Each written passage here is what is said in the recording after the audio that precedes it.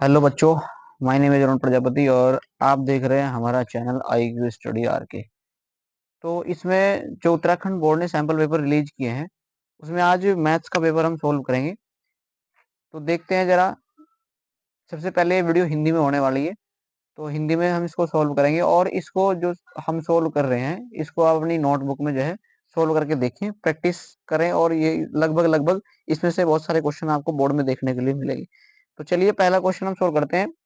पहला क्वेश्चन है, P by Q एक परिमेय संख्या नहीं होगी यदि। देखो परिमेय संख्या देख लेते हैं पहले। परिमेय संख्या क्या होगी?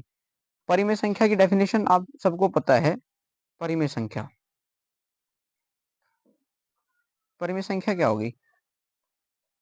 जिन संख्याओं को हम जिन संख्याओं को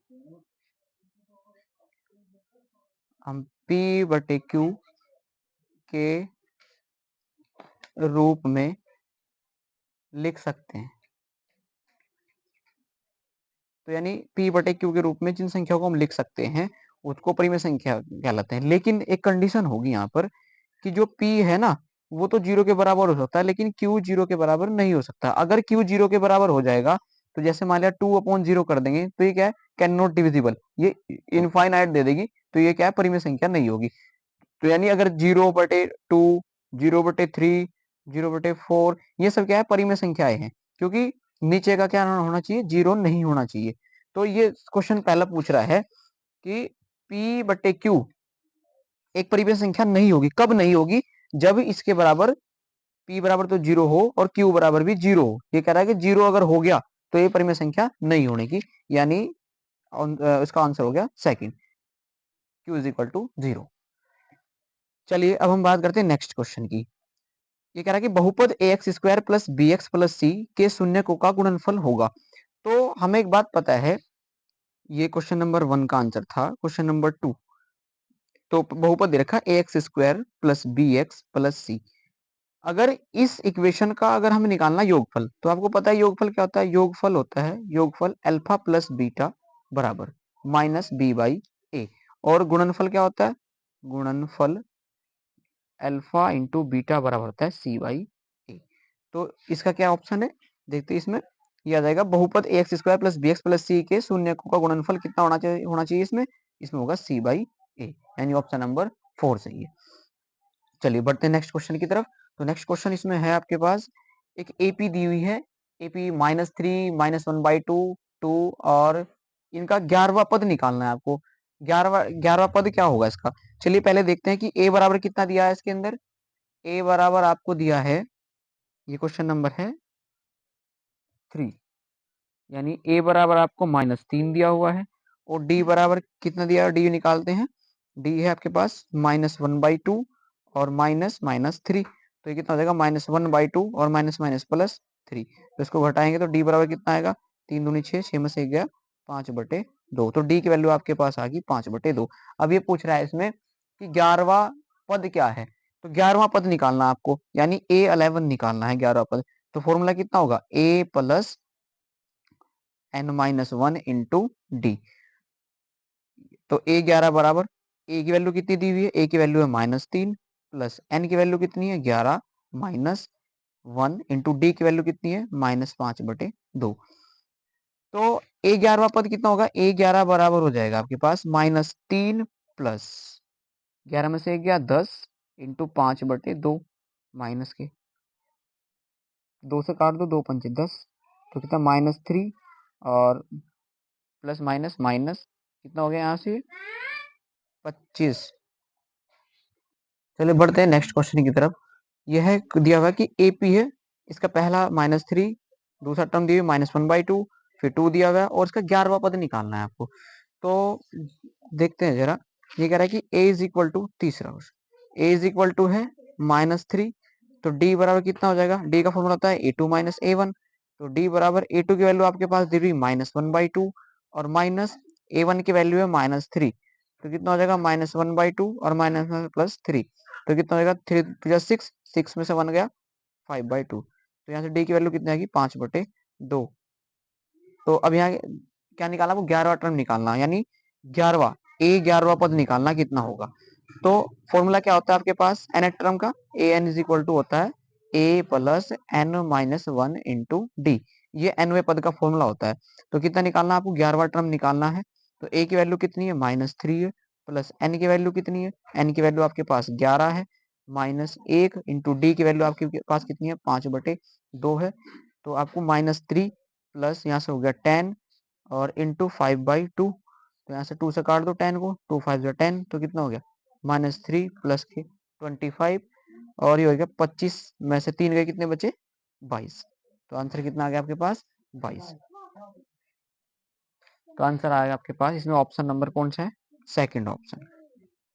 ठीक है, अब हम बढ़ते हैं नेक्स्ट क्वेश्चन की तरफ। नेक्स्ट क्वेश्चन आपके पास है ये चौथा क्वेश्चन। ये कह रहा है कि यदि आपके पास दिया हुआ है, यदि थीटा बराबर 60 डिग्री, तो सेक थीटा का मान कितना होगा। तो आपको थीटा कितना दिया हुआ है, 60 डिग्री दिया हुआ है, तो सेक थीटा बराबर पूछ रहा है कितना होगा, तो सेक 60, तो सेक 60 की वैल्यू कितनी होती है 2। तो सीधा सीधा क्वेश्चन पूछ रखा है इसमें, तो ये वैल्यू ही पूछ रखी, तो ये ऑप्शन नंबर 2। अब नेक्स्ट क्वेश्चन है ये कह रहा है कि यदि किसी बिंदु के निर्देशांक -1 और 3 हैं, तो यह बिंदु किस चतुर्थांश में स्थित होगा।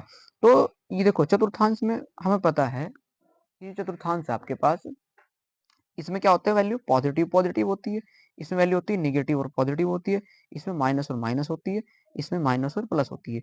ये कैसे करते हैं हम, देखो ये आपके पास इधर प्लस, इधर भी प्लस, इधर माइनस होता है और इधर भी माइनस होता है।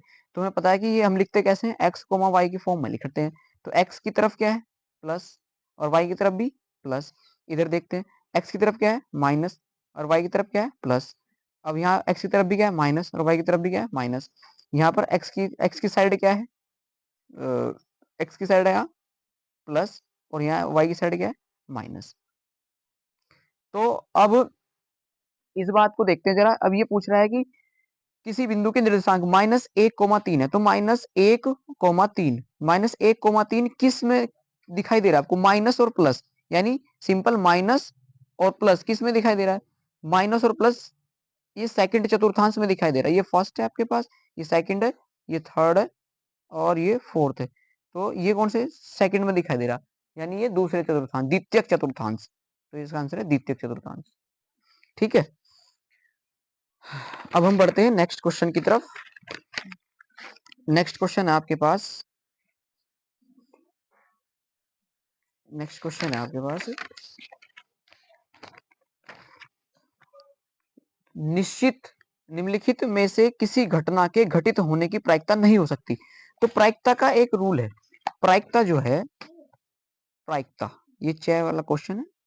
जो प्रायिकता होती है वो हमेशा 0 और 1 के बीच में बिलोंग करती है, 0 और 1 के बीच में ही होनी चाहिए प्रायिकता।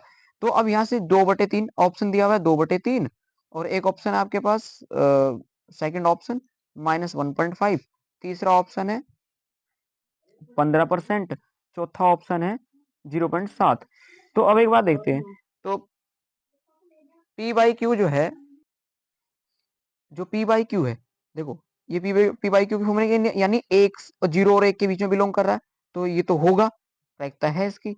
नहीं होने की पूछी, नहीं कौन सी, इसमें कौन सी नहीं है, 15%, देखो 15/100 लिख सकता हूँ इसको, ये भी है प्रायिकता, 1 से कम है। अब 0.7, इसको 0.7/100 लिख सकता हूँ, पॉइंट हटा दो, 7/10 बच जाएगा, तो ये भी क्या है प्रायिकता है। लेकिन -1.5 प्रायिकता माइनस में नहीं हो सकती, तो आंसर क्या है इसका, सेकंड ऑप्शन होगा, यानी इसका हो जाएगा आपके पास सेकंड ऑप्शन, सॉरी हाँ सेकंड ऑप्शन -1.5। तो अब ये एक पूछ रहा है कि सभी समबाहु त्रिभुज होते हैं, तो समबाहु त्रिभुज कौन से होते हैं, देखो अच्छा, समबाहु त्रिभुज जिसकी सारी भुजा बराबर होती है। तो मान लिया आपके पास ये समबाहु त्रिभुज है, एक समबाहु त्रिभुज ये है, कितने भी समबाहु त्रिभुज आप बना लो जिसकी सारी साइड्स आपस में बराबर होंगी। तो ये पूछ रहा है कि वे सर्वांगसम होंगे या बराबर होंगे या समरूप होंगे या उपयुक्त सभी होंगे।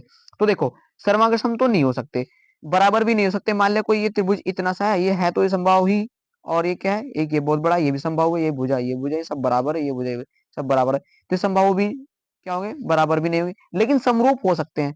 ये इसके जैसा है, तो ये क्या है, समरूप है। तो यानी ऑप्शन क्या है इसका, ऑप्शन नंबर हो जाएगा थर्ड, तो ये समरूप होंगे। अब नेक्स्ट क्वेश्चन आपके पास आता है जो जो है आपके पास, यदि B square minus 4ac zero के बराबर हो जाए तो मूलों की प्रकृति क्या होगी। मूलों की प्रकृति क्या होगी, यहां से ये पूछ रहा है कि मूल, ऑप्शन दे रखे, पहला पहला दिया हुआ कि दो मूल, दो भिन्न वास्तविक, यानी अलग अलग होंगे लेकिन वास्तविक होंगे। दूसरे में पूछा इसने दो बराबर वास्तविक, बराबर है और वास्तविक है। और तीसरा पूछा इसने कि कोई वास्तविक मूल नहीं है। और चौथा पूछा है इसने कि उपयुक्त सभी, उपयुक्त में से कोई नहीं, उपयुक्त में से कोई नहीं, ये पूछा। तो आपको एक कंडीशन पता होगी कि जब बी स्क्वायर माइनस 4ac बड़ा होता है जीरो से, बी स्क्वायर माइनस 4ac छोटा होता है जीरो से, और बी स्क्वायर माइनस 4ac बराबर होता है जीरो के। तो इसमें ये इस कंडीशन में क्या है कि जब बी स्क्वायर माइनस 4ac बड़ा होगा जीरो से, तो इसमें क्या होगा, दो भिन्न वास्तविक मूल होंगे, यानी दो भिन्न वास्तविक मूल, वास्तविक मूल, यानी आपके पास दो अलग अलग और वास्तविक मूल होंगे। अगर आपके पास जीरो से छोटा है, तो जीरो से छोटा होगा तो कोई मूल नहीं होगा, कोई वास्तविक मूल, वास्तविक मूल नहीं। और अगर जीरो होगा तो सारे क्या होंगे, दो वास्तविक, दो बराबर बराबर वास्तविक मूल होंगे, वास्तविक मूल होंगे। तो यानी अगर आपके पास बी स्क्वायर माइनस 4ac की जो वैल्यू आती है वो जीरो से बड़ी आ जाती है, तो दो अलग अलग वास्तविक मूल होते हैं।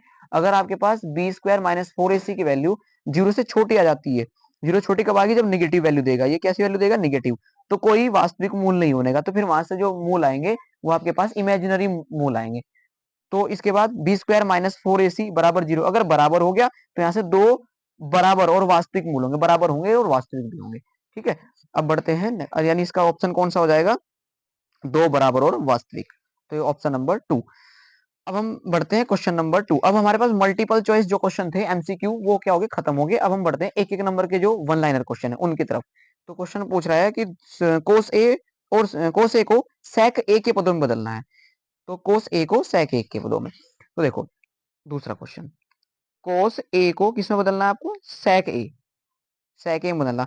तो जो कोस को सेक ए में कब बदल सकते हैं, हमें पता है कि कोस ए बराबर कितना होता है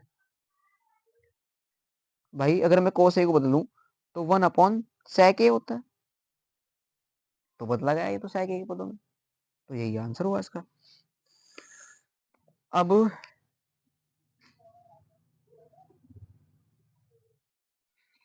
तो हमें पता है कि कोस ए बराबर 1 अपॉन सेक ए होता है, तो सेक को यहाँ ले आओ, सेक ए बराबर कितना हो गया, 1 अपॉन कोस ए, तो ये क्या हो, ये बदल दिया आपने। ठीक है, अब हम बढ़ते हैं नेक्स्ट क्वेश्चन की तरफ। किसी घटना के निश्चित घटित होने की प्रायिकता कितनी होती है। जब कोई प्रायिकता होती है, जब निश्चित होती है, तो उसकी वैल्यू होती है 1, यानी निश्चित घटित होने की प्रायिकता 1 होती है। अगर कोई काम हो रहा है, मान लिया एक सिक्के को आपने दो बार उछाला, एक सिक्के को आपने, एक बार हेड है एक पर टेल है, ये सिक्का एक ही है, तो एक सिक्के को आपने एक बार उछाल दिया, या तो हेड आएगा या फिर टेल आएगा। तो टोटल पॉसिबिलिटी कितनी है भाई, टोटल पॉसिबिलिटी दो में से एक बटे दो, यानी या तो हेड आ सकता है या टेल आ सकता है, कितने कितने में से, दो में से। तो जब संभावित हो गया यानी निश्चित हो गया, जब यानी मैं कह रहा हूं कि आज बारिश होगी तो निश्चित है वो होगी ही, तो उसकी प्रायिकता कितनी होगी, एक होगी हमेशा। तो आंसर कितना आएगा, 1, ये तीसरे का आंसर है। बढ़ते हैं चौथे क्वेश्चन की तरफ। किसी बिंदु P से एक वृत्त पर स्पर्श रेखा की लंबाई 24 सेंटीमीटर तथा P की केंद्र से दूरी 25 सेंटीमीटर हो तो वृत्त की त्रिज्या ज्ञात करो। तो चलिए देखते हैं इस क्वेश्चन को भी। तो ये कह रहा है कि कोई, तो देखते हैं जरा, एक कोई वृत्त है, ये वृत्त है आपके पास, क्वेश्चन है आपके पास, ये कौन सा है भाई, क्वेश्चन है 4, ये वृत्त है। अब ये कह रहा है कि वृत्त के एक बिंदु P से वर्त पर स्पर्श रेखा की लंबाई, मान लिया बिंदु P है कोई, यहाँ पर बिंदु P, इससे वर्त पर जो स्पर्श रेखा बन रही है उसकी लंबाई है 24 सेंटीमीटर, 24 सेंटीमीटर, तथा P से केंद्र की दूरी, यो केंद्र मान लिया इसका O, और P से जो केंद्र की दूरी है वो कितनी है भाई, वो 25 सेंटीमीटर है। तो वृत्त की त्रिज्या ज्ञात करो, तो हमें पता है त्रिज्या ये होती है वृत्त की, तो इसको यहाँ मिला दिया। तो यहाँ पर 90 डिग्री का कोण बनता है, जहां पर जो इसकी टेंजेंट होती है यानी स्पर्श रेखा होती है वो क्या करती है, त्रिज्या से 90 डिग्री का कोण बनाती है। तो ये त्रिभुज बनता है, इसको क्यू नाम दे देता हूं। तो एक त्रिभुज इस तरीके का बन रहा है आपके पास, इस तरीके का एक त्रिभुज बनना है, यानी ये O है, यहाँ ये आपके पास यहाँ P है, ये इसको Q है, ये Q है, ये O है और ये P है। तो ये 90 डिग्री है। तो यानी जो इसका कर्ण है, ये कर्ण होता है यहाँ, ये आधार है यहाँ और ये लंब है यहाँ। तो कर्ण कितना है इसका, कर्ण इसका है 25, ये कर्ण है ना इसका, ये वाला कर्ण। और आधार क्या है, आधार है इसका कितना, आधार है इसका ये। तो आधार हमें निकालना है, यानी आधार निकल गया तो आपके पास वृत्त की त्रिज्या आ जाएगी। तो और इसका लंब कितना है, लंब है इसका 24, ये 24 है। तो आप क्या कर सकते हैं, पाइथागोरस प्रमेय लगा सकते हैं। आपको दिया हुआ है कर्ण की वैल्यू कितनी है, यानी ओपी, ओपी की वैल्यू कितनी 25 सेंटीमीटर, पी क्यू की वैल्यू कितनी है, पी क्यू की वैल्यू है 24 सेंटीमीटर। और निकालना कितना, आपको ओ क्यू निकालना है, ओ क्यू कितना होगा। तो पाइथागोरस प्रमेय से, पाइथागोरस प्रमेय से, तो पाइथागोरस प्रमेय क्या कहलाती है, पाइथागोरस प्रमेय होती है कर्ण का स्क्वायर बराबर आधार का स्क्वायर प्लस लंब का स्क्वायर। तो कर्ण इसमें क्या है, कर्ण आपके पास 25 है, तो 25 का स्क्वायर बराबर आधार क्या है इसमें, आधार ये है ओ क्यू, इसको ओ क्यू लिख दो, प्लस लंब क्या है इसमें, पी क्यू लंब है, तो लंब की वैल्यू कितनी है 24 का स्क्वायर। तो 25 का स्क्वायर कितना होता है 625 बराबर ओ क्यू का स्क्वायर, ऐसे ही रखो इसको, प्लस 24 का स्क्वायर कितना होगा भाई, इसको 24 इंटू 24 दो बार मल्टीप्लाई करके देख लो, 4 चौक 16 का 6 कहां से लगा, एक 4 दूनी 8 और 1 9, और 4 दूनी 8 और 2 दूनी 4, तो 6 9 और 8 17 का 7 कहां से लगा, एक 576, 576। तो अब इसको इधर ले आओ, 625, ये प्लस का तो माइनस का हो जाएगा, ओ क्यू का स्क्वायर। तो 625 में से हम 625 में से हम कितना घटा देंगे, हम घटाएंगे आपके 576, तो 15 में 6 गए 9, यहाँ कितना गया 1, तो 11 में 7 गए 4, तो ये बच्चा आपके पास 49 और बराबर ओ क्यू का स्क्वायर। अब स्क्वायर को इधर भेज दो तो आ जाएगा √49 बराबर ओ क्यू का, ओ क्यू। तो 49 का स्क्वायर कितना होता है 7, तो ओ क्यू ये आ गया आपके पास, ओ क्यू, तो यानी ओ क्यू जो है आपके पास 7 सेंटीमीटर। तो वृत्त की त्रिज्या कितनी आ गई, वृत्त की त्रिज्या बराबर 7 सेंटीमीटर, ये आपके पास आंसर हो गया इसका। ठीक है, अब बढ़ते हैं नेक्स्ट क्वेश्चन की तरफ। तो नेक्स्ट क्वेश्चन आपको क्या दिया हुआ है, नेक्स्ट क्वेश्चन दिया हुआ है हमने, तो हम सेकंड भी कर लिया हमने, थर्ड क्वेश्चन भी कर लिया हमने, फोर्थ क्वेश्चन भी कर लिया। बढ़ते हैं क्वेश्चन नंबर 5 की तरफ।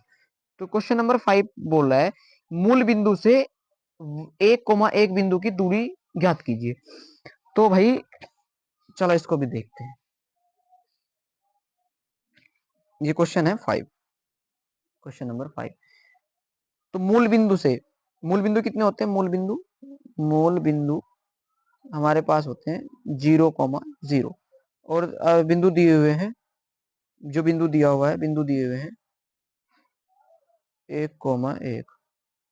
ठीक है, अब मूल बिंदु से, अब दूरी का फॉर्मूला आपको पता है कितना होता है, पी क्यू बराबर होता है √(x2 - x1) का whole square plus y2 - y1 का होल स्क्वायर। तो यहाँ पर x1 की वैल्यू कितनी है, x1 की वैल्यू यहाँ 0 है, x2 की वैल्यू कितनी है यहाँ 1 है, और यहाँ से y1 की वैल्यू कितनी है, y1 की वैल्यू 0 है, और y2 की वैल्यू कितनी है यहाँ से, ये भी 1 है। तो यहाँ रख दो इसकी वैल्यू को, तो पी क्यू बराबर कितना हो जाएगा √(x2) की वैल्यू कितनी है 1 माइनस x1 की 0 का स्क्वायर प्लस y2 कितना है 1 माइनस y1 कितना है 0 का स्क्वायर। तो यहाँ से कितना हो जाएगा पी क्यू बराबर आ जाएगा भाई 1 में से 0 घटाएंगे तो 1 ही आएगा और प्लस 1 में से इस 0 हटाएंगे तो भी 1 आएगा 1 का स्क्वायर। तो अब 1 का स्क्वायर खोल लेंगे तो भी 1 1 तो पी क्यू बराबर कितना आ गया √2। तो अगर मूल बिंदु से किसी भी पॉइंट की दूरी पूछ ले तो आपको इतना बड़ा करने की जरूरत नहीं, फॉर्मूला याद रखना है पी क्यू बराबर √x² प्लस y²। लेकिन ये कब वैलिड होगा जब आपके पास मूल बिंदु से दूरी पूछ रहा होगा। तो देखो x की वैल्यू यहाँ कितनी है 1 और यहाँ y की वैल्यू भी 1 का स्क्वायर प्लस 1 का स्क्वायर अंडर रूट में पी क्यू बराबर तो कितना आ गया 1 का स्क्वायर करोगे 1 इसका 1 तो 1 1 कितने हो गए पी क्यू बराबर √2। तो आपको ये फॉर्मूला याद रखना है अगर किसी मूल बिंदु से दूरी पूछे। ठीक है, चलिए बढ़ते हम क्वेश्चन नंबर 6 की तरफ। ये पूछ रहा है कि एक वृत्त की कितनी समांतर स्पर्श रेखाएं हो सकती है। समांतर पूछा है उसने, समांतर। ये देखो अगर ये पूछता है कि एक वृत्त की कितनी स्पर्श रेखाएं हो सकती है वो होता अनंत, अनंत स्पर्श रेखाएं। लेकिन यहां पर पूछ लिया उसने कि कितनी समांतर रेखाएं, कितनी स्पर्श समांतर रेखाएं हो सकती है। देखते जरा क्वेश्चन नंबर 6, क्वेश्चन नंबर 6 देख लेते हैं। ये कोई वृत्त है, अगर मैं इस पे स्पर्श रेखाओं की बात करूं, देखो एक स्पर्श रेखा खींच दी, एक ये खींच दी, एक ये खींच दी, एक यहाँ पर खींच दी, एक यहाँ पर खींच दी, एक यहाँ पर खींच दी, ये सब स्पर्श ही है। आपको लग रहा होगा कोड है, ये स्पर्श रेखा है। लेकिन ये तो कितनी होगी अनंत, अनंत होगी। लेकिन अगर इसने बोल दिया कि समांतर कितनी हो सकती है, कितनी रेखाएं समांतर हो सकती हैं, तो देखो जरा एक स्पर्श रेखा ये, एक स्पर्श रेखा ये, तो हमेशा समांतर दो ही रेखा हो सकती है। कितनी, दो स्पर्श रेखाएं, दो स्पर्श रेखाएं। समांतर कितनी होगी, सिर्फ दो स्पर्श होगी। चाहे आप अगर कुछ सोच रहे होंगे बच्चे की आप इधर से भी तो खींच सकते हैं ऐसे, लेकिन होंगी तो दो ही समांतर। चाहे आप इधर से खींच लो तो समांतर दो ही रेखा होंगी। तो कितनी, आंसर कितना इसका, दो स्पर्श रेखाएं। यानी समांतर कितनी होंगी, दो होंगी, और वह कितनी है, समांतर स्पर्श दो रेखाएं। तो चलो बढ़ते हैं हम नेक्स्ट क्वेश्चन की तरफ, 7th क्वेश्चन की तरफ। ये प्रायिकता का सवाल देखते रहा। ये पूछ रहा है जो पीई दे रखा है वो 0.05 दे रखा, पीई 0.05 है, तो ई नहीं होने की प्रायिकता क्या होगी, ई के नहीं होने की प्रायिकता। तो जब किसी चीज की नहीं होने की प्रायिकता पूछ लेता है तो उसको 1 में से हम घटा देते हैं। तो 7th क्वेश्चन दे, पीई की वैल्यू दे रखी है 0.05, तो ई नहीं होने की प्रायिकता, होने की प्रायिकता, ई नहीं होने की प्रायिकता कितनी होगी भाई, 1 माइनस के पी ई। तो 1 माइनस पीई की वैल्यू कितनी है, पी की वैल्यू 0.05 है, तो एक में से इसको घटा देंगे 0.05। जब एक में से घटाएंगे तो 10 में से 5 के कितने बचे, 5, यहाँ की तरह की 9.0, तो आगे आपके पास 0.95। तो नहीं होने की प्रायिकता क्या है, 95। यानी एक मतलब 95, 0.95 हो सकती, नहीं हो सकती, बाकी 0.5, 0.05 हो सकती है। चलिए अब हम करते हैं क्वेश्चन नंबर 8। तो क्वेश्चन नंबर 8 क्या कहता है, इसको भी जरा देख लेते हैं। एपी दे रखी एक, उसका 10वां पद याद करना आपको। तो एपी आपको दे रखी, एपी कितनी है, एपी दी हुई है 8 3 -2, तो ऐसा करके आपको इसका 10वां पद निकालना है। तो कितना होगा, तो ए बराबर आपको 8 दिया है, डी बराबर कितना हो गया, फॉर्मूला होता है A2 - A1, तो डी बराबर 3 माइनस के 8, तो डी बराबर कितना हो गया, -5। तो आपको 10वां पद निकालना है, यानी ए10 निकालना है। तो यहां से एनवें पद का फॉर्मूला में पता है, एन बराबर ए प्लस एन -1 इंटू डी होता है। तो ए 10वां निकालना है, तो ए की वैल्यू कितनी है 8 प्लस एन की वैल्यू कितनी है, एन की वैल्यू आपके पास 10 है, -1 इंटू डी की वैल्यू कितनी है, -5। तो 8 प्लस के 10 में से 1 गया 9, और इधर से -5।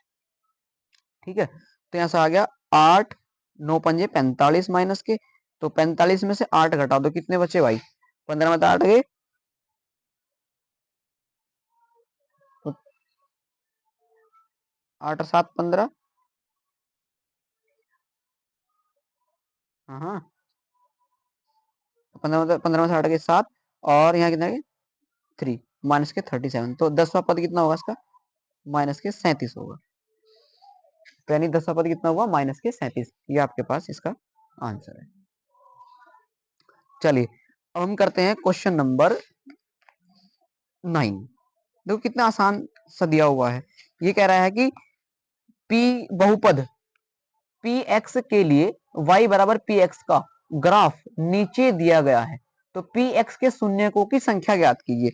तो हमें एक बात पता है, ये क्वेश्चन नंबर 9 यहाँ करते हैं। हमें एक बात पता है कि अगर कोई जो ग्राफ है वो जितनी बार एक्सिस एक्सिस को काटेगा उतने ही उसके क्या होंगे, जीरोस होंगे। तो इस ग्राफ ने, मान लीजिए इस ग्राफ ने 1 2 3 4 कितनी बार काटा, 4 बार। तो शून्य कितने हो उसके, शून्यकों की संख्या, शून्यकों की संख्या बराबर 4। ठीक है, तो यानी कितनी होगी शून्यकों की संख्या इसकी 4 होगी, क्योंकि ये कितनी बार काट रहा है, यहाँ पे देखो 1 2 3 और ये 4, 1 2 3 4, इसे 4 बार काटा तो शून्य की संख्या कितनी होगी, 4 होगी। चलिए बढ़ते हैं क्वेश्चन नंबर 10 की तरफ। तो क्वेश्चन नंबर 10 क्या कह रहा है, द्विघात बहुपद x square plus 7x plus 10 के शून्यक ज्ञात कीजिए। तो क्वेश्चन नंबर 10 यहाँ पर हम करते हैं, क्वेश्चन नंबर 10। तो ये दिया हुआ है आपके पास x square plus 7x plus 10, इसके शून्य ज्ञात करने हैं। ये एक द्विघात समीकरण दी हुई। चलो तो देखते हैं हम जरा। अब इस यहाँ एक्स स्क्वायर कोएफिशिएंट कितना है, एक्स स्क्वायर का गुणांक है 1, एक्स स्क्वायर गुणांक 1। तो हमें 10 की जो गुणा करनी है वो 1 में करनी है, नहीं 10 की गुणा हमने करी 1 में, तो कितना है 10। अब हमें यहाँ देखना साइन क्या है, प्लस का है। तो 10 के ऐसे टुकड़े करने हैं, ऐसे गुणनखंड करने हैं कि जो जोड़ करके 7 आ जाए। तो यानी 5 प्लस के 2, अगर 5 और 2 को मैं जोड़ देता हूं तो 7 आता है, और 5 और 2 की गुणा कर दूं तो कितना आएगा, 10 आएगा। तो यानी इसके गुणनखंड कितने होंगे, 5 और 2 होंगे ऐसे टुकड़े। तो एक्स स्क्वायर प्लस 7 की जगह हम लिख देंगे 5 प्लस के 2 और पीछे से x प्लस 10 बराबर 0। तो यहाँ से एक्स स्क्वायर प्लस 5 और x की मल्टीप्लाई करेंगे 5x प्लस 2x प्लस के 10 बराबर 0। अब इसको अलग कर दो, इसको अलग कर दो, यहाँ से क्या कॉमन आ रहा है, x कॉमन आ रहा है यहाँ से, तो x प्लस के यहाँ से बचा 5 प्लस यहाँ से क्या कॉमन आ रहा है, 2 कॉमन आ रहा है, तो x प्लस 5 और बराबर 0। तो एक बार क्या करो, एक बार इसमें से x, इस सब में से x प्लस 5 कॉमन ले लिया, तो x प्लस के 5 और यहाँ से बचा x प्लस के 2 बराबर 0। तो यहाँ से जो x प्लस के 5 बराबर आपके पास 0 रख दो, और x प्लस के 2 बराबर भी क्या रख दो, 0।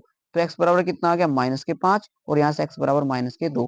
तो शून्य कितने क्या है इसके, शून्य का है x की, एक x की वैल्यू 2y, एक x की वैल्यू माइनस 2y।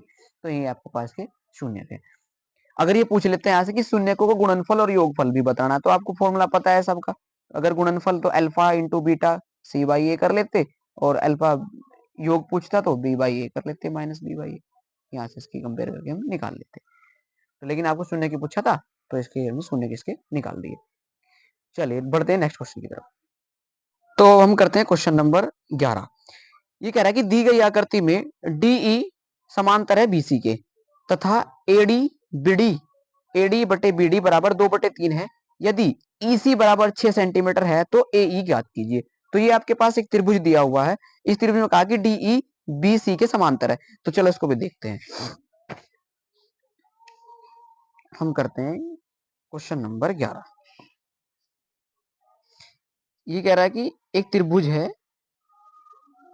इस त्रिभुज में, ये ए बी सी कोई त्रिभुज ए बी सी, इस त्रिभुज में जो डी ई है वो बी सी के समांतर है। यानी क्या दिया हुआ आपको, डी ई है वो बी सी के समांतर दिया हुआ है। और एक बात हुई कही कि ए डी बटे डी बी, उसकी वैल्यू दे रखी 2/3। तो निकालनी किसकी है आपको, ई सी की वैल्यू आपको निकालनी है।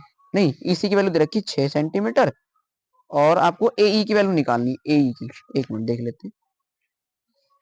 हाँ, आपको एई की वैल्यू निकालनी है, एई की वैल्यू निकालते, तो एई कितना है देखते जरा, एई ये निकालनी है। तो एक बात, हम वो आपने एक थ्योरम पढ़ी होगी क्लास, सॉरी चैप्टर 6 में, रेशो। रेशो वाली थ्योरम। तो इसमें क्या कहते थे प्रमेय, ये थी एडी बटे डीबी बराबर ए बटे ईसी, ये थ्योरम थी, ये प्रमेय थी। अब एडी बटे बीडी इसकी वैल्यू कितनी दी हुई 2/3 बराबर ए की वैल्यू कितनी दी हुई ये निकालनी ए, और ईसी कितना है ईसी की वैल्यू है 6, तो इसकी क्रॉस मल्टीप्लाई कर दो यहां से, तो कितना हो जाएगा इधर इसकी इधर, तो कितना होगा 2 गुणा 6 बराबर ए ई गुणा 3, तो 6 दूनी 12 बराबर ए ई गुणा 3। ठीक है भाई, अब इस 3 को इधर ले जाओ इसके डिवाइड में, तो ए ई, तो 3 चौक 12, तो ए ई कितना आ गया 4 आ गया भाई ए ई। ठीक है भाई, ये आपके पास सवाल हो गया, आपका आंसर है 4। अगर आप इस आंसर को देखना चाहते हैं कि क्या मेरा आंसर सही है या गलत है, तो इसको हम ऐसा कर सकते हैं। देखो ये आपके पास रेशो बराबर आना चाहिए दोनों का, तो पहले की वैल्यू 2/3 दे रखी बराबर, और ए की वैल्यू कितनी आई 4 आई, और इसकी 6 दे रखी, तो इसको भी काट दो, 2 दूनी 4 2 तिया 6, तो देखो आपस में दोनों क्या आ रहे बराबर आ रहे, तो आंसर यानी हमारा सही है। चलिए बढ़ते हैं नेक्स्ट क्वेश्चन 12 की तरफ। क्वेश्चन नंबर 12, क्वेश्चन नंबर 12 में कह रहा है कि जो HCF है किसका 306 और 657 का 9 है, और एलसीएम इसका निकालना है, इसका एलसीएम निकालना है। तो चलिए देखते हैं जरा नेक्स्ट क्वेश्चन की तरफ। तो देखिए ये कह रहा है क्वेश्चन नंबर 12 में कि एक संख्या है, पहली संख्या, पहली संख्या कितनी दी हुई, पहली संख्या बराबर दे रखी 306, और दूसरी संख्या कितनी है, दूसरी संख्या दे रखी है आपके पास 657, और इसका HCF दिया हुआ है 9, और आपको एलसीएम निकालना है। तो एक फॉर्मूला आपको याद पता होगा जब आपने सवाल करे होंगे कि पहली संख्या गुणा दूसरी संख्या बराबर एलसीएम गुणा एचसीएफ, ये अपना फॉर्मूला पड़ा हुआ है। दो संख्याओं का गुणनफल बराबर एचसीएफ गुणा एलसीएम के बराबर होता है। तो पहली संख्या कितनी इसमें 306 है, दूसरी संख्या कितनी 657 है, और एलसीएम कितना दिया हुआ है इसका ये आपको निकालना है, और एचसीएफ कितना दिया हुआ 9 दिया हुआ। तो आपको इस एलसीएम की वैल्यू निकालनी है 306 गुणा 657, और इसको 9 को डिवाइड में पहुंचा दो बराबर एलसीएम आपके पास यहाँ से निकल जाएगा। तो इसको काट दो आप, 3 से काट दो, 3 तिया 9, 3 एकम 3 0, और 3 दूनी 6, ये आपके पास 102 बार कट गया। और फिर 3 से काट दो एक बार और, 3 तिया 9 और 3 चौक 12, तो 34 इंटू 657 आपके पास आ गया एलसीएम। तो अब इसकी मल्टीप्लाई करेंगे 657 और 34 की गुणा कर दो आप, 657 और 34 इसकी हमने गुणा करी, 7 चौक 28 का 8 कहाँ से लगे 2, 5 चौक 20 और 2 22 का 2 कहाँ से लगे 2, 6 चौक 24 25 26, फिर 7 या 21, 21 का 1 का हंसी लगे 2, 5 या 15, 16 17 का 7 का हंसी लगा 1, और 6 18 और 1 19, तो जोड़ दो 8 2 और 1 3, 7 और 6 13 का 3 का हंसी लगा 1, 9 और 2 11 1 12 का 2 का हंसी लगा 1, ये हो गया 22 3 3 8, ये आ गया एलसीएम के बराबर, यानी आपका एलसीएम कितना आ गया इतना आ गया। आप ऐसे निकाल सकते हैं, ठीक है। चलिए अब हम करते हैं क्वेश्चन नंबर 13। तो देखिए क्वेश्चन नंबर 13 में क्या कहा गया है कि सिद्ध कीजिए कि √3 एक अपरिमेय संख्या है। तो ये बड़ा ही फेमस क्वेश्चन है, चलिए करते हैं इसको जरा। सिद्ध करना आपको कि √3 एक अपरिमेय संख्या है। तो क्वेश्चन नंबर 13 का आंसर, चलिए तो हम सबसे पहले मान लेंगे, माना √3 एक परिमेय संख्या है, परिमेय संख्या है, और जब ये परिमेय संख्या है तो इसको हम लिख सकते हैं √3 इज इक्वल टू a/b। तो ए और बी क्या है, जहां ए व बी सहअभाज्य संख्या है, तो ए और बी से क्या है, सहभाज्य संख्या है। तो इसको हमने जब ये अंडर रूट थ्री हमें, क्योंकि हमें अभी हमने देखा कि परिमेय संख्या क्या थी, परिमेय संख्या वो थी जिसको आप पी अपॉन क्यू की फॉर्म में लिख सकते थे। अभी आपने देखा था कि जिसको आप पी अपॉन की फॉर्म में लिख सकते थे, यानी पी बटे क्यू के रूप में लिख सकते थे, जहां पर पी जीरो होता था और क्यू जीरो नहीं होता था।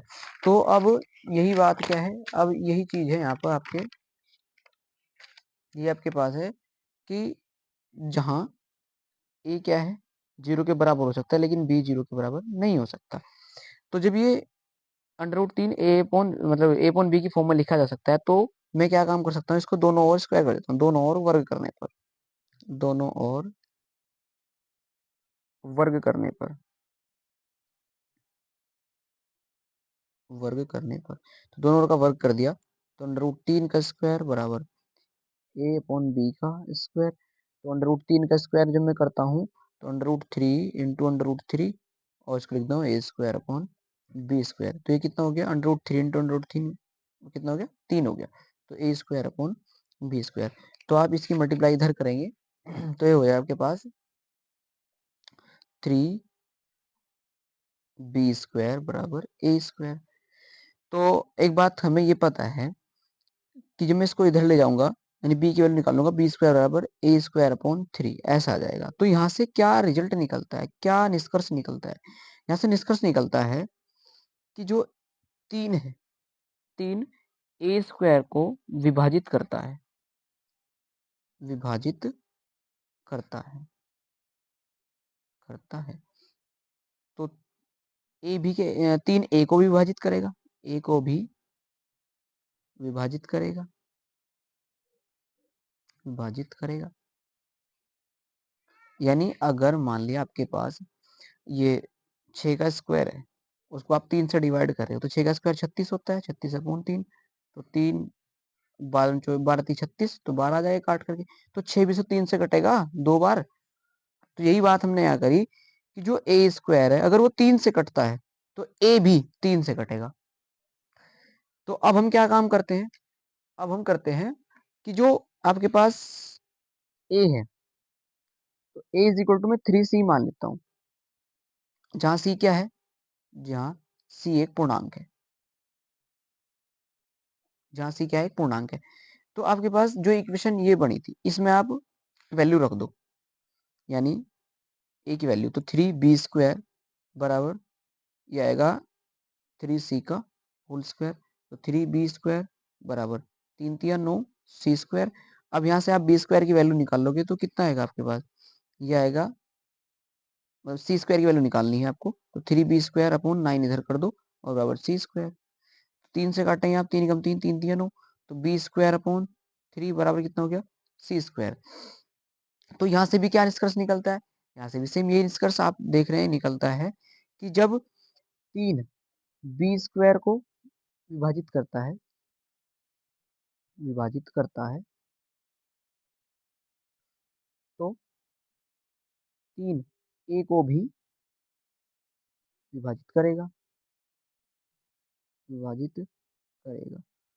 अब एक बात देखो आप, अभी इस इक्वेशन और जो ये लिखा था इससे क्या दिख रहा है कि अब ये हमने माना था कि ए और बी क्या है, सहभाज्य संख्या है। ए और बी क्या है, सहभाज्य संख्या है। तो सहभाज्य संख्या कौन सी होती है, वो संख्या होती है जिसका पेड़, जैसे मान लिया आपके पास ये है तीन और पांच है, ये किससे कटती है, एक से। ऐसा पेड़ जो सिर्फ एक से कटे, बाकी और किसी से ना कटे। तो अब यहाँ पर देख लेते हैं कि जो ए है यहाँ भी और बी है, इनमें से कॉमन क्या आ रहा है, तीन, यानी तीन से ही कट रहा है ए बी, ये बी है, मतलब बी भी और ए भी, तो कॉमन कौन है इसका, तीन।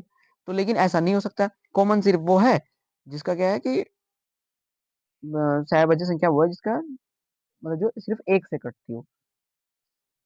तो हम लिख सकते हैं कि ए व बी का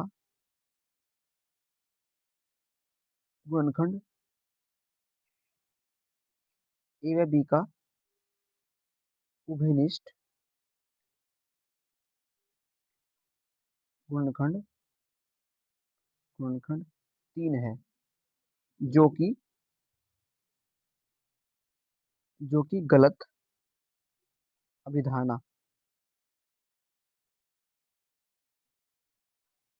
से प्राप्त हुआ है। हाँ, जो कि गलत अभिधारणा से प्राप्त हुआ है। अतः अंडर रूट 3 एक अपरिमेय संख्या है।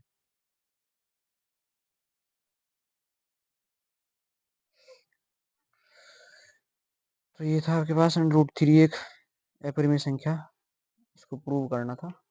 तो सबसे पहले तो हमें ये मानना है कि ये एक परिमेय संख्या है। अगर परिमेय है तो उसको a अपॉन बी की फॉर्म में लिखना है, और a अपॉन बी की फॉर्म में लिखा तो दोनों तरफ का हमने स्क्वायर कर दिया, और स्क्वायर करने पर आपको यहाँ से जो है ये क्रॉस मल्टीप्लाई करी, b की वैल्यू निकाल ली, a स्क्वायर अपॉन 3 आ गया। तो जब a स्क्वायर 3 से कटता है तो a भी 3 से कटेगा। और अब हम क्या करते हैं कि a 3c के बराबर मान लेते हैं, जहाँ c एक पूर्णांक है। तो अब यहाँ से c की वैल्यू निकाल ली तो 3b स्क्वायर अपॉन 9 हो गया। तो 3 से काट दिया तो बी स्क्वायर अपॉन 9। तो जब बी स्क्वायर 3 से कटता है तो बी भी 3 से कटेगा। तो जो ए है और बी है, हमने मान रखा था कि ये क्या है, ये आपके पास सहभाज्य संख्या है। सहभाज्य संख्या है कोप्राइम नंबर, ऐसे नंबर होते हैं जिनका जो गुणनखंड उभयनिष्ठ गुणनखंड एक है, यानी एक से कटता है सिर्फ वो। तो यहाँ पर तो 3 आ रहा है, तो 3 का मतलब हुआ कि ये एक गलत अभिधारणा के कारण प्राप्त हुआ है, जो कि हमने शुरू से ही गलत मान कर चले, तो इसलिए क्या रूट 3 भी एक अपरिमेय संख्या है।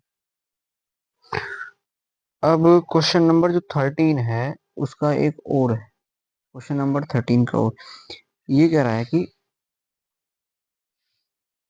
संख्या 4 की पावर n पर विचार कीजिए जहां n एक प्राकृतिक संख्या है।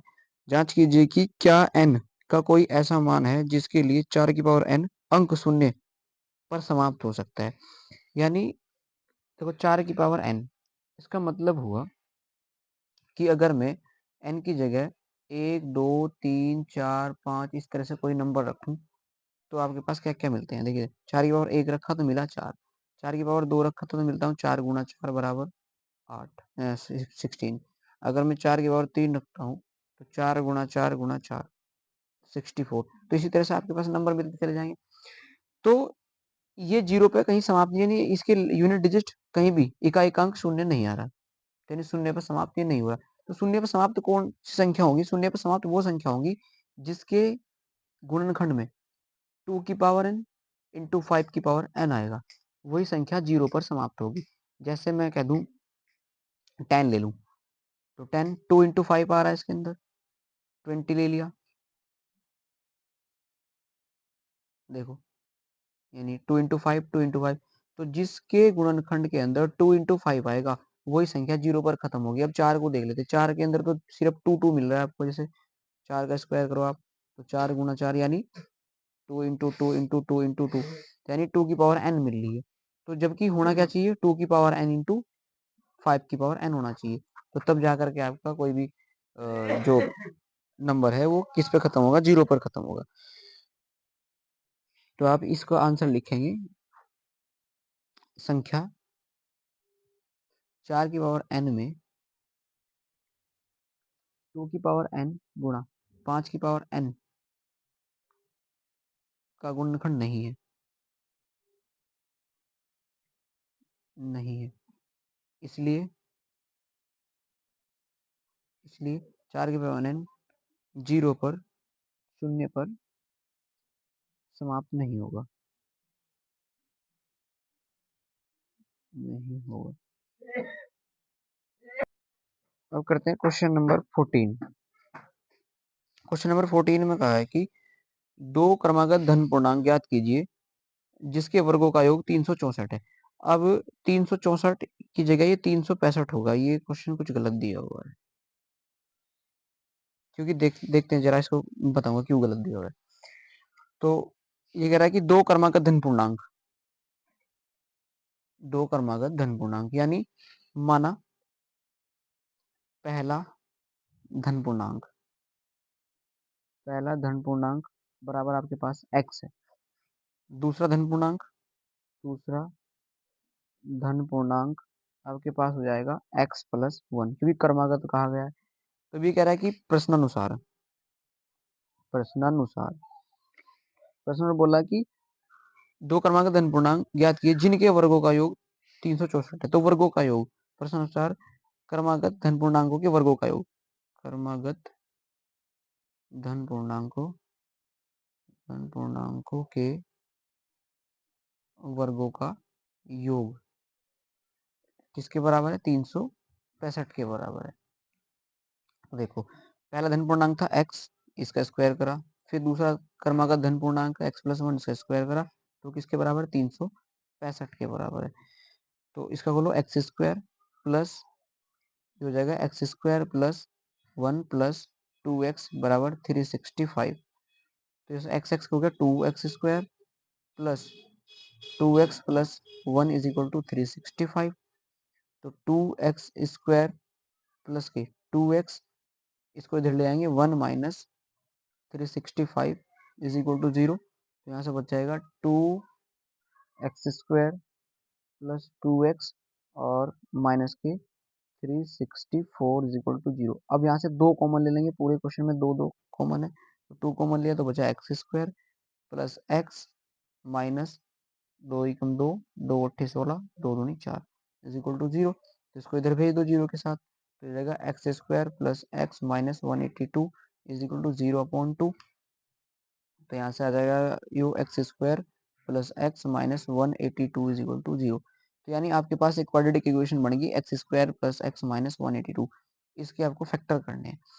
तो अभी फैक्टर करने का तरीका अभी बताया था कि 182 इसका कोएफिशिएंट देखते हैं, नहीं उसका गुणांक कितना है 1। तो यानी x 182 182 की जब गुणा 1 में करेंगे तो कितना 182। अब 182 के ऐसे फैक्टर करने हैं जो घटा करके 1 आ जाए, यानी घटा करके 1 बचे। तो 182 कैसे फैक्टर करवाओ जरा, 2 से काटो, 2 में 18, 2 एकम 2। अब 7 से काट दो 13 बार, तो ये 13 से काटो 1 बार, तो 7 दूनी 14। तो 14 में से अगर मैं 13 घटाता तो 1 बचता है, तो 14 और 13 गुणा करूंगा तो 182 आता है। तो अभी लिखते हैं इसकी जगह जरा एक्स स्क्वायर प्लस 14 माइनस 13 और पीछे से x और माइनस 182 बराबर 0। तो एक्स स्क्वायर प्लस यहाँ से हो जाएगा 14x minus 13x minus 182 is equal to 0। अब इसको इसमें से क्या कॉमन आ रहा है? x इसमें से कॉमन आ रहा है, तो यहाँ बचा x प्लस 14 और यहाँ से 13 कॉमन आ जाएगा, यहाँ से x plus 14 is equal to 0। तो यहाँ से आपके पास जो वैल्यू आएगी वो आएगी x माइनस 13 और x प्लस के 14 इज इक्वल टू 0। यानी पहला धन पूर्णांक की अगर मैं बात करूं तो ये x minus 13 is equal to 0, यानी x बराबर 13 आएगा। और दूसरे निकाल लो तो x plus 14 is equal to 0, तो x बराबर आएगा माइनस 14। तो आपको धन पूर्णांक लेना है, ये क्या है? ये ऋणात्मक है और ये धनात्मक, यानी आंसर क्या होगा 13। तो x की वैल्यू क्या है? 13। तो अब दूसरा एक तो आ गया 13, दूसरा क्या है? दूसरा है x प्लस के 1 इज इक्वल टू, मतलब x की वैल्यू कितनी 13 प्लस 1 इज इक्वल टू कितना है 14। तो ये आ गया 13, एक आ गया 14। तो यही दो धन पूर्णांक है जिनके वर्गों का योग कितना है 365, 364, 365 है। देखिए हम कह रहे थे ये 364 दिया हुआ है, तो 364 का मतलब क्या हुआ?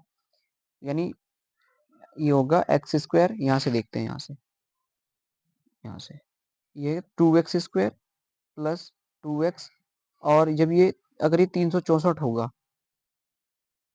तो 2x स्क्वायर प्लस 2x, और जब इसको घटाएंगे तो आएगा माइनस के 363, 363 इक्वल टू 0।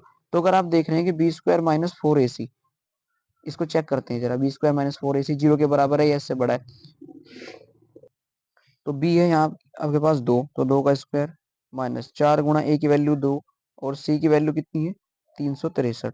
तो जब आप इसकी मल्टीप्लाई करोगे तो ये निगेटिव देगा, निगेटिव, और ये क्या है 4। तो जब निगेटिव में से आप घटाओगे 4 तो ये क्या है? छोटा आएगा 0 से, और छोटा आएगा तो क्या होगा? यहाँ पर कोई रियल रूट नहीं होगा। बढ़ते हैं हम नेक्स्ट क्वेश्चन की तरफ। Question number 15। क्वेश्चन नंबर 15 में क्या है जरा देखते हैं।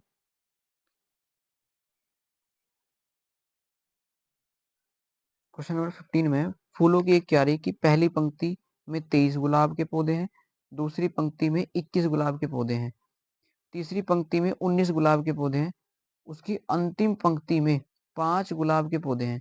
इस क्यारी में कुल कितनी पंक्तियां हैं? तो इसमें पंक्तियों की संख्या निकालनी है आपको। तो ये क्वेश्चन है एपी का, समांतर श्रेणी का क्वेश्चन है। चलो देखते हैं इसको। ये कह रहा है कि फूलों की क्यारी में पहली पंक्ति, यानी एक क्यारी है, पहली पंक्ति A1, इसको कह देंगे A1 बराबर 23 दिया हुआ है। A2 दूसरी पंक्ति में 21, तीसरी पंक्ति A3 बराबर 19 दिया हुआ है, और अंतिम पंक्ति यानी इसी तरह से L लास्ट की पंक्ति या फिर AN लास्ट की पंक्ति में 5 गुलाब के पौधे हैं। इस क्यारी में कुल कितनी पंक्तियां हैं? अब पंक्तियों की संख्या आपको निकालनी है। तो देखो जरा, पंक्तियों की संख्या हम कैसे निकाल सकते हैं? हम n की वैल्यू पूछ रहा है कि n कितना होगा। तो आपको पता है कि यहाँ से d कितना होगा, d बराबर हो जाएगा A2 माइनस A1। तो d बराबर A2 की वैल्यू कितनी है 21 माइनस 23, तो d बराबर आ जाएगा माइनस के 2। तो d की वैल्यू आ गई आपके पास माइनस के 2। अब हमें क्यारियों की संख्या निकालनी है। अब इसको हम ऐसा कर देते हैं, an is equal to a plus n minus 1 into d. तो an लास्ट के दे रखी, लास्ट में कितना है 5। अच्छा, a की वैल्यू कितनी है 23 है, प्लस n हमें निकालना है, और d की वैल्यू कितनी है माइनस के 2 है। तो अब इसको इधर कर देते हैं 23 को, तो माइनस के पहुंच जाएगा, is equal to n minus 1 into minus k 2। अब 23 और इधर है ये 5, तो कितने बचे 18, 18 बच गए, और बराबर इधर है n minus 1 into minus k 2। अब इस माइनस के 2 को इधर ले आते हैं, 18 upon minus k 2 is equal to n minus k 1। तो 2 इससे काट देंगे, 2 9 बार कट जाएगा, 9 is equal to n minus k 1। तो ये माइनस का 1 है, इसको इधर लाएंगे तो प्लस का हो जाएगा, 9 प्लस के 1 बराबर n। तो n बराबर कितना हो गया 10, यानी पंक्तियों की कितनी संख्या है? पंक्तियों की संख्या, पंक्तियों की संख्या बराबर 10, 10 पंक्तियों की संख्या है।